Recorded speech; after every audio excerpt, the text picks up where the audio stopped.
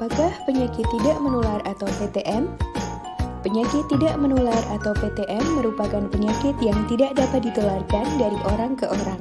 Perkembangan penyakit ini berjalan perlahan dalam jangka waktu yang panjang atau kronis. Penyakit ini bersifat degeneratif dan dapat disebabkan oleh perilaku dan lingkungan yang tidak sehat. Contoh penyakit tidak menular adalah diabetes mellitus dan hipertensi. Apa itu diabetes mellitus? Diabetes mellitus merupakan suatu penyakit yang ditandai oleh kadar glukosa darah yang melebihi nilai normal secara terus-menerus. Glukosa darah juga sering disebut dengan gula darah. Apa saja tipe diabetes mellitus atau DM?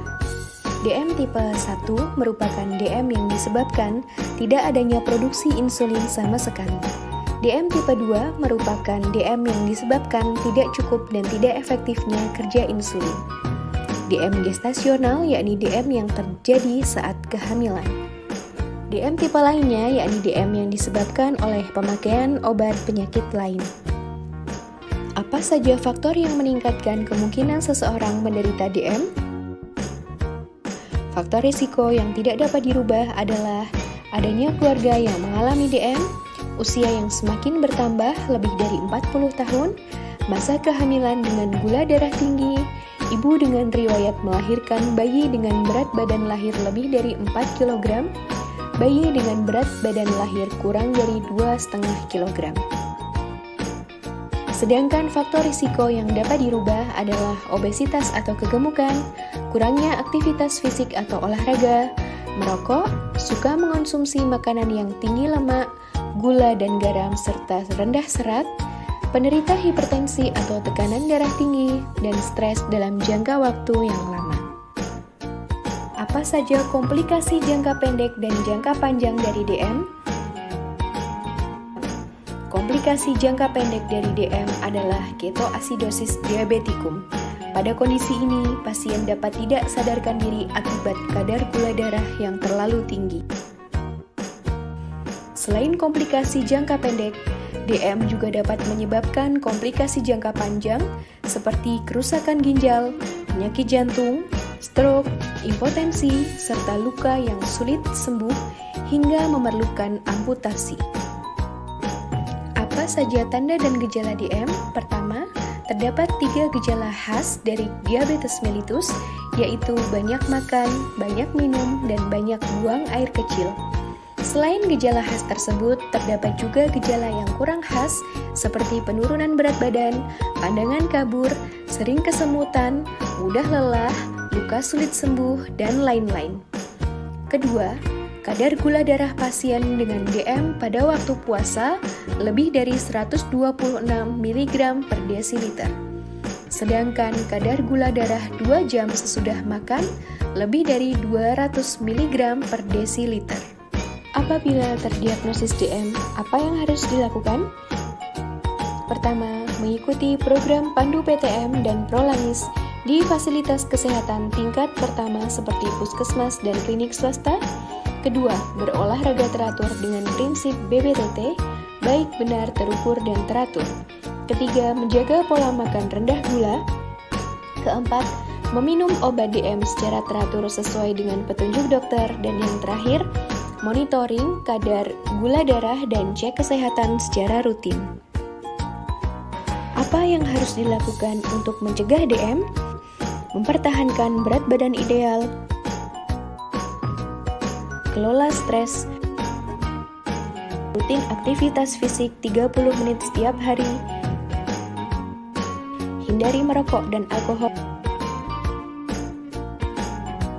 tes gula darah secara teratur, makan makanan sehat 3-5 porsi buah dan sayur sehari, kurangi asupan gula, garam, dan lemak jenuh. Apa itu penyakit hipertensi? Hipertensi atau tekanan darah tinggi adalah keadaan di mana tekanan darah sistolik lebih dari sama dengan 140 mm air raksa dan atau tekanan darah diastolik lebih dari 90 mm air raksa. Untuk menegakkan diagnosis hipertensi, dilakukan pengukuran tekanan darah minimal 2 kali dengan jarak 1 minggu. Klasifikasi hipertensi menurut International Society of Hypertension pada tahun 2020 adalah dikatakan normal jika tekanan darah sistolik menunjukkan angka kurang dari 130 mm air raksa dan tekanan darah diastolik menunjukkan kurang dari 85 mm air raksa.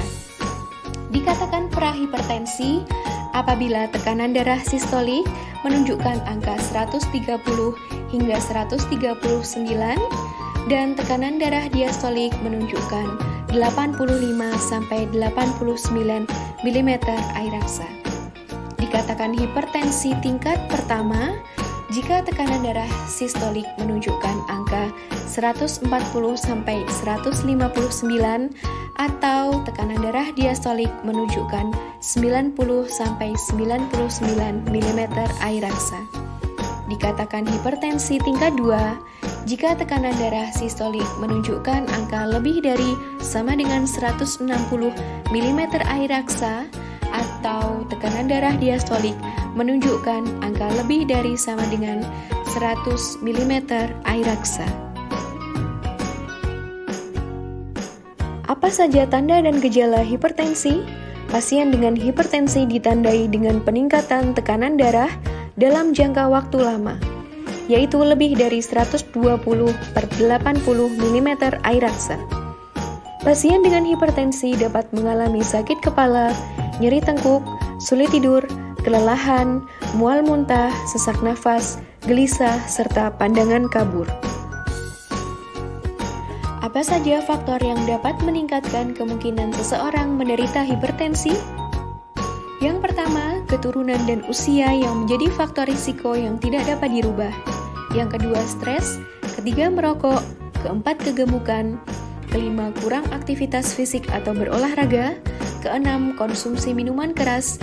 Dan yang terakhir, adanya kerusakan ginjal. Mengapa hipertensi berbahaya? Hipertensi dapat menyebabkan berbagai komplikasi seperti serangan jantung, gagal ginjal, stroke, serta kebutaan. Tidak semua penderita hipertensi menyadari penyakit yang dideritanya. Hal ini yang membuat hipertensi kerap disebut sebagai silent killer atau pembunuh senyap. Bagaimana prinsip penata laksanaan hipertensi yang benar? Untuk menghindari berbagai komplikasi tersebut, pasien hipertensi wajib untuk menjaga tekanan darah. Mari lakukan kendali hipertensi dengan patuh, yakni P. Periksa kesehatan secara rutin dan ikuti anjuran dokter. A. Atasi penyakit dengan pengobatan yang tepat dan teratur. T. Tetap diet dengan gizi seimbang. U. Upayakan aktivitas fisik dengan aman. H. Hindari asap rokok dan alkohol.